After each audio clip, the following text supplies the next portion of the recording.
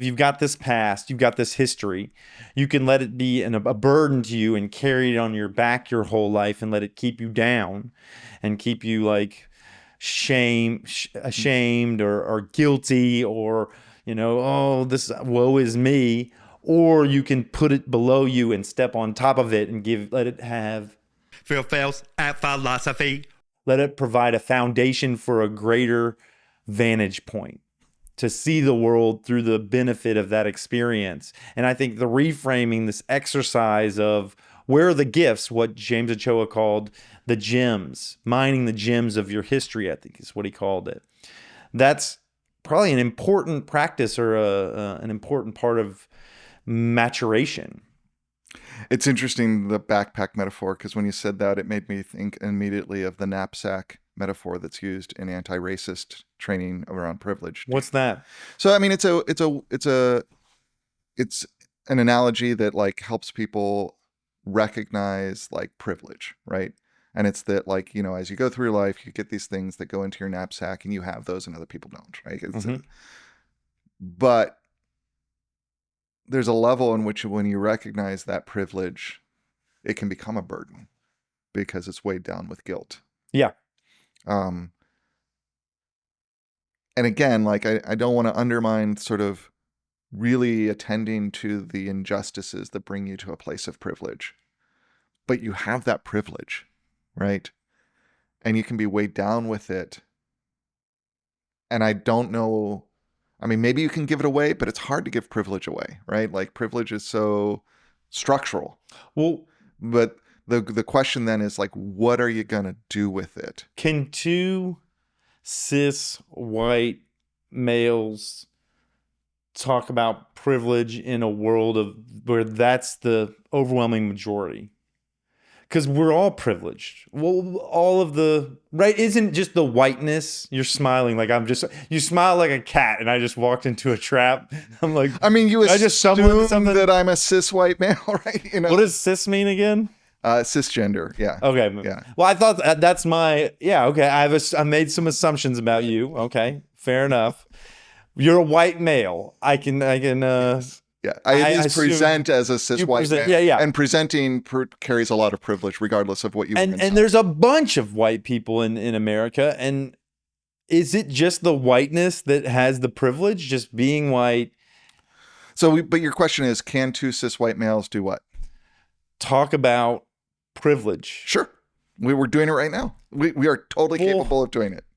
I know, but like, how do we are going to not have the insight of someone who's been subjugated to the disadvantage our privilege brings for them. So we have information, we have insight, we have experience that is lacking what someone who has suffered oppression has. Yeah. Right.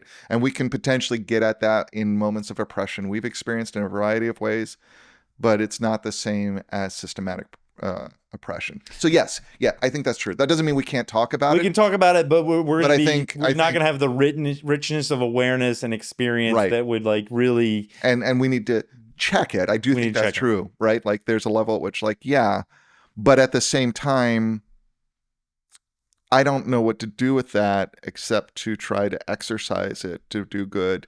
Part of exercising it to do good is learning to shut up and listen. Yeah. When I'm in a space where people who have that experience can talk to me. Yeah. Right. That's not this space right now because it's just you and I in the room. Yeah. Right. I'm going to ask a couple. I was going to ask if I could ask them, and I'm just going to ask them a couple questions that I think could be horrible questions. Sure.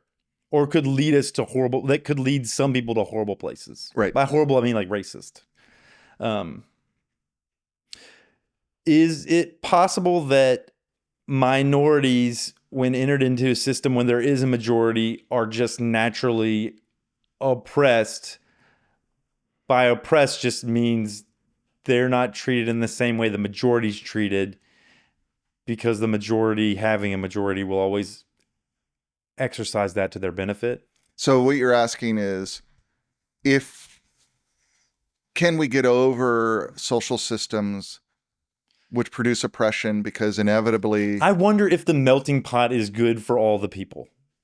the majority is going to produce that oppression. I don't know about produce. I'll get stuck on that word. I just think it's natural for in-group, out-group, for a group to kind of want to have resources. And I don't think it always necessarily happens in a malicious way. I don't know how it happens. I'm all proposing this and also wanting to not.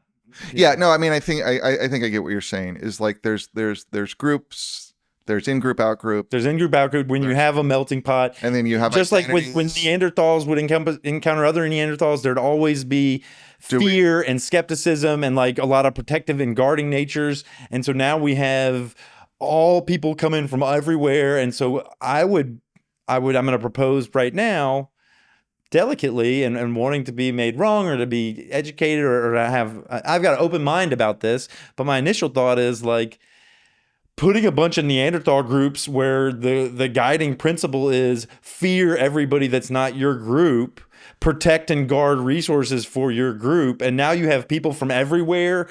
I would think that would just heighten anxiety, heighten defensiveness, heighten kind of a fear response, close down some of those systems, right, and increase tribalism. Right.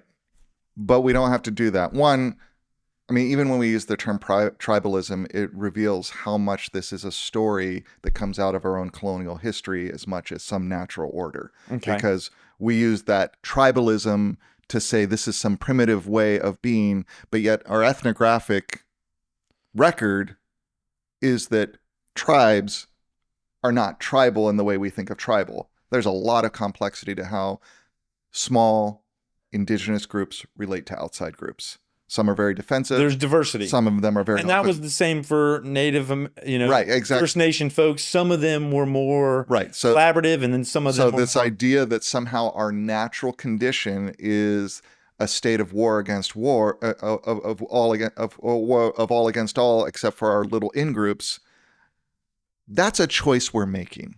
It's not as a culture. It's not a rule. Right. So I think we can have identities that are not just the larger identity we're a part of, but we also have to sort out our identity as a larger group. And whether that's an identity as a human being, as a nation, like, etc. I mean, I do think that's why thinking through carefully, understanding just because we wrote out a Universal Declaration of Human Rights doesn't mean we got it. Right. How we value ourselves as human beings with other human beings. Because human groups aren't going and reading all those documents and going, okay, well, that means I need to create a friend group and a social group this way. Because I think we do naturally have groups grouping together based on their... Yeah, but that natural grouping is so small, it's not operational on the level of identity in which we see the problems. Like that natural grouping is like 200 or less people, right? And so the identities we get caught up with as tribal identities aren't like, and that's a cognitive problem that we were talking about information management and trust, right? Yeah. Right? We've just substituted these other identities as some sort of larger trust system when, I mean, like, I do think to a certain extent, our moral life is in the communities we live in, right? And that includes helping our communities live better lives with other communities. But that's a very small community. That is the people that you have. That's you, right? Moral life begins with how I treat you. But look, the neighborhood we live in, like we don't have access. I want more Black friends. I want more friends of other ethnicities. But when I go for a walk with Peppermint, I don't encounter those people. Right. When I do meet them, I want to be friends with them. There's this guy, I was riding my bike around Lady Bird Johnson Lake, and there's a Black guy that I met, and he like passed me, and then I passed him, and then I rode up next to him, and I started a conversation, and we talked like for a long ride, and then we texted back and forth for a while about riding again or like going climbing, and nothing ever happened. And I really wanted to have a relationship, not because I need relationships with Black people, but I just want friends, and he seemed like a cool person. And it would just happen to be that he's person of color. But that was the one very minority experience I've had where I've even like butted up against another, race and then had an opportunity to say, hey, will you be friends with me? Yep. I mean, it's not as easy as... No, well, and I was just going to say, I mean, residential segregation is a reality we live in. From redlining. From a history of redlining. Yeah. And it's still there. And active, like, you get the oh no, you're down here in Brentwood. I'm in Brentwood. Yeah. Yeah. The Crestview Neighborhood Association, which I'm trying to work with, but like they keep putting out all this sort of stuff that's like, we have to protect our neighborhood. And it's this like weirdly coded language that seems to be like, hey, we got a wealthy white neighborhood. Let's not let density come in and destroy that for us. Right. I kind of like let's talk about that for a second. There's a NIMBYism. Density is something that you're making synonymous with lower class or more diversity ethnically, or what are you making that? No, density does contribute to economic diversity within a neighborhood. I mean, that's a well established. Okay. Yeah, because but it also contributes to when you have more density, you have, I would assume, an increase in aggression. Nope.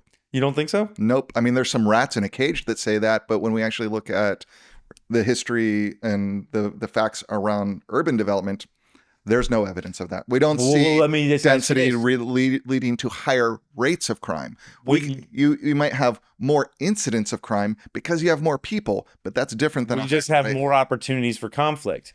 Because you have more people, you have more opportunities for conflict. If I have a disagreement with one neighbor here about where they mowed their yard or that they mowed over a flower, now I've got 15 of them around. It's just more surface area for some kind of tension to arise. Right. And the way to address those issues is not about density or lack of density. It's about how you plan and organize space to create collective spaces for people to encounter each other and not around conflict. And then...